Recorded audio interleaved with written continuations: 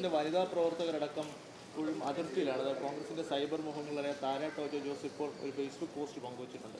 എത്ര അലക്കി വിളിപ്പിക്കാൻ ശ്രമിച്ചാലും രാവണൻ സ്ത്രീലമ്പടൻ കണ്ടെന്ന് പറഞ്ഞു. ഞാൻ പറഞ്ഞല്ലോ, കോൺഗ്രസിനകത്ത് അഭിപ്രായങ്ങൾ പറയാൻ ഈ അച്ചടക്കത്തിൻ്റെ എന്ന രീതിയിലുള്ള വാളുപയോഗിച്ച് അഭിപ്രായങ്ങൾ പറയുന്നവരെ ഹിംസിക്കുന്ന ഒരു പാരമ്പര്യം കോൺഗ്രസ് പാർട്ടിക്കില്ല. അപ്പോൾ CPM നേതാക്കന്മാർക്കെതിരെ നിരവധി ആളുകൾക്കെതിരെ ഗുരുതരമായ ആരോപണങ്ങൾ ഉയർന്നു വന്നു. ഏതെങ്കിലും ഒരു CPM വനിതാ നേതാവിന് പരസ്യ അഭിപ്രായ പ്രകടനം നടത്താൻ പറ്റുമോ? അത് ചെയ്തിട്ടുണ്ടോ? അവരുടെ ഉള്ളിൽ കടുത്ത രോഷമുണ്ടാകും, പക്ഷെ അത് പ്രകടിപ്പിക്കാനുള്ള അവസരം ആ പാർട്ടിയിലില്ല. അവരുടെ അച്ചടക്ക സംവിധാനം അത് അനുവദിക്കുന്നില്ല. അങ്ങനെ അഭിപ്രായം പറയുന്നവർക്കെതിരെ സംഘടനാപരമായ അച്ചടക്ക നടപടികൾ സ്വീകരിക്കും. കോൺഗ്രസിൻ്റെ സ്വഭാവം, രാഷ്ട്രീയ സ്വഭാവവും സംഘടനാ സ്വഭാവം അതല്ല.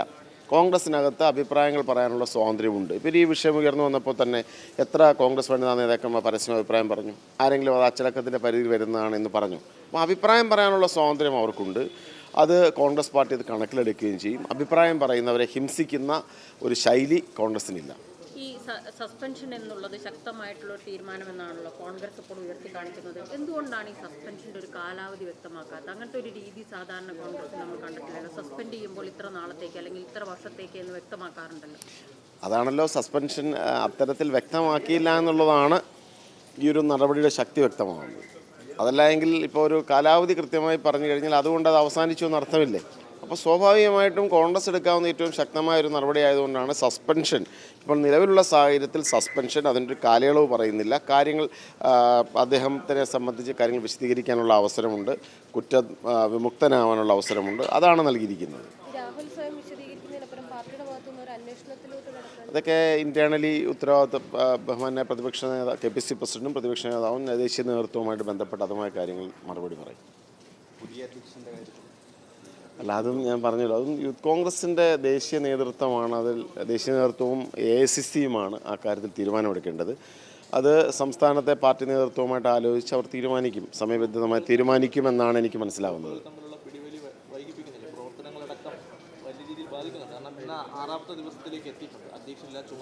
യൂത്ത് കോൺഗ്രസ് എന്നത് ഞാൻ സംസ്ഥാന യൂത്ത് കോൺഗ്രസിൻ്റെ പ്രസിഡൻ്റായിരുന്ന ഒരാളാണ്. യൂത്ത് കോൺഗ്രസിൻ്റെ വിവിധ തലങ്ങളിൽ പ്രവർത്തിച്ചു വന്ന ഒരാളാണ്. യൂത്ത് കോൺഗ്രസ് ഒരു വികേന്ദ്രീകൃത സംവിധാനമല്ലേ. ഇപ്പോൾ കഴിഞ്ഞ ദിവസം തന്നെ എത്രയോ സ്ഥലങ്ങളിൽ പ്രതിപക്ഷ പ്രവർത്തനത്തിൻ്റെ ഭാഗമായി ശക്തമായ പരിപാടികൾ, ഇപ്പോൾ കാസർഗോഡൊക്കെ തന്നെ ശക്തമായ പ്രവർത്തനമാണ്. അവിടെ പെരിയയിലെ കൊലക്കേസ് പ്രതികൾക്ക് പരോൾ നൽകിയതിനെതിരായിട്ട് ശക്തമായ പ്രതിഷേധം യൂത്ത് കോൺഗ്രസ് ഉയർത്തിയില്ലേ? വോട്ട് ചോരിയുമായി ബന്ധപ്പെട്ട് യൂത്ത് കോൺഗ്രസ് ജില്ലാ കമ്മിറ്റികളുടെ നേതൃത്വത്തിൽ വിവിധ സ്ഥലങ്ങളിലും ശക്തമായ പ്രതിഷേധം നടക്കുന്നുണ്ട്. അപ്പോൾ യൂത്ത് കോൺഗ്രസ് പ്രവർത്തനങ്ങളെ ഇതൊന്നും ബാധിച്ചിട്ടില്ല.